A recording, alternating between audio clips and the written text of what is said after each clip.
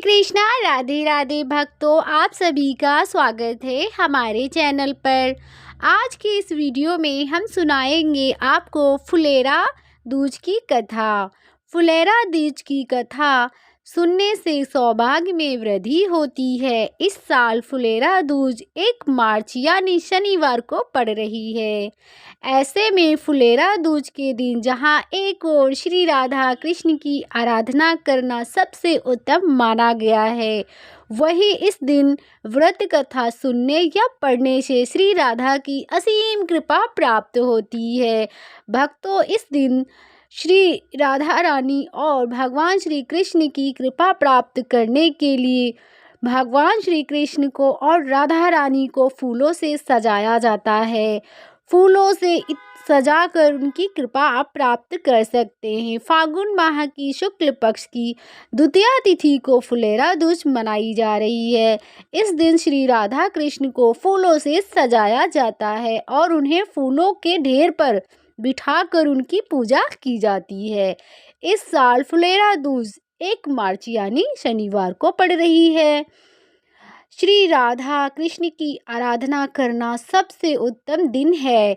वही इस दिन व्रत कथा सुनने से या पढ़ने से भगवान श्री कृष्ण और राधा रानी की कृपा प्राप्त करने का दिन है। आइए आज की इस वीडियो में आप सभी को फुलेरा दूज की कथा सुनाना आरंभ करते हैं। कथा सुनाने से पहले आप सभी को बता देते हैं कि कथा को पूरा सुनते हैं, आधा अधूरा सुनने से कोई लाभ प्राप्त होने वाला नहीं है, इसलिए कथा को पूरा सुने।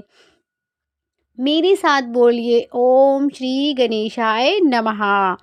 पौराणिक कथाओं के अनुसार एक बार भगवान श्री कृष्ण और राधा रानी लंबे समय से एक दूसरे से नहीं मिले थे।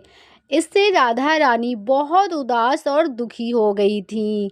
उनके उदास होने के कारण वृंदावन में सारे फूल मुरझा गए और सूखने लगी और डालियां भी टूटने लगी, जिसके कारण पक्षियों ने चहचहाना बंद कर दिया और नदी की धार भी रुक सी गई। पूरे वृंदावन में उदासी छा गई।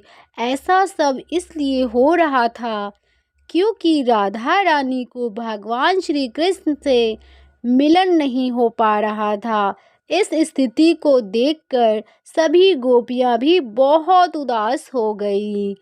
राधा जी बस भगवान श्री कृष्ण के मिलन की उम्मीद लगाए बैठी रहती थी। वह ना कुछ खाती और ना कुछ पीती थी। जब भगवान श्री कृष्ण ने वृंदावन की यह उदासी देखी तो उन्हें समझ में आया कि यह सब राधा रानी के कारण हो रहा है। राधा जी भगवान श्री कृष्ण को पुकार रही थीं और उदास थी, बहुत दुखी थी, इसीलिए वृंदावन में सब कुछ मुरझा गया।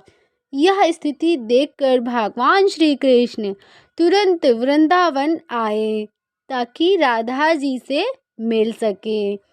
जैसे ही राधा रानी जी को कान्हा के आने की खबर मिली, उनके चेहरे पर एक मुस्कान आ गई।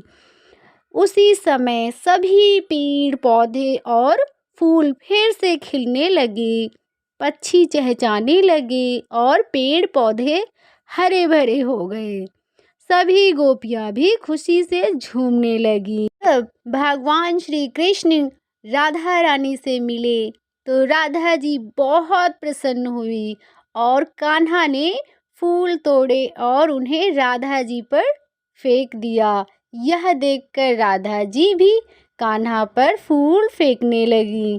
फिर सभी ग्वाल और गोपियां भी एक दूसरे पर फूल फेंकने लगी और इस तरह वृंदावन में फूलों की होली खेली गई। इस दिन फुलेरा दूज का दिन था। तभी से फुलेरा दूज के दिन फूलों की होली खेलने की परंपरा शुरू हो गई। हर साल मथुरा और वृंदावन में इस दिन फूलों की होली खेली जाती है और इस दिन मंदिरों को सजाया जाता है फूलों से और राधा रानी कृष्ण के साथ फूलों की होली खेली जाती है। इस दिन भगवान श्री कृष्ण और राधा रानी प्रसन्न मुद्रा में होते हैं, जिसके कारण इस दिन राधा रानी और भगवान श्री कृष्ण को जो भी भक्त फूलों से सजाता है, उस व्यक्ति पर भगवान श्री कृष्ण और राधा रानी की असीम कृपा प्राप्त होती है उस भक्त को। जय श्री कृष्णा, जय श्री राधे। ऐसी ही वीडियो देखने के लिए हमारे चैनल को सब्सक्राइब करें और कमेंट बॉक्स में जय श्री कृष्णा, जय श्री राधा अवश्य लिखें दिल से। कृष्ण भक्तों को फुलेरा दूज की बहुत सारी शुभकामनाएं हमारी तरफ से। आप सभी का दिन मंगलमय हो। भगवान श्री कृष्ण और राधा रानी की कृपा प्राप्त हो आप सभी को।